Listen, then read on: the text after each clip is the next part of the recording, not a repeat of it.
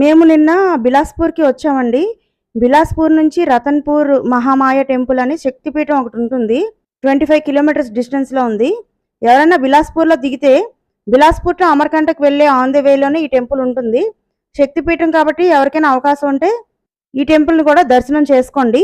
రతన్పూర్లో ఉన్న మహామాయ శక్తిపీఠంకి వెళ్ళే on the వేలో మనకి భైరవ్ టెంపుల్ ఒకటి, సిద్ధి వినాయక టెంపుల్ కూడా ఉన్నాయండి. ఇవి కూడా చాలా బాగున్నాయి. మీకు అవకాశం ఉంటే అవి కూడా దర్శనం చేసుకోండి, లేదంటే ఈ శక్తిపీఠం ఒకటైనా దర్శనం చేసుకోండి. టెంపుల్ అయితే చాలా బాగుంది. షాపింగ్ కూడా చాలా ఎక్కువ ఉందండి.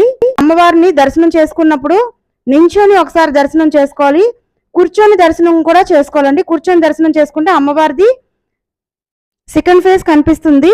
అమ్మవారికి 2 ఫేస్లు ఉంటాయండి. నించున్నప్పుడు ఒకటే కనిపిస్తుంది, కూర్చుంటే రెండో ఫేస్ కూడా కనిపిస్తుంది. అమర్కంటకు వెళ్తున్నాము ఈరోజు. అప్డేట్స్ ఇస్తాను, ఛానల్ ఫాలో అవ్వండి.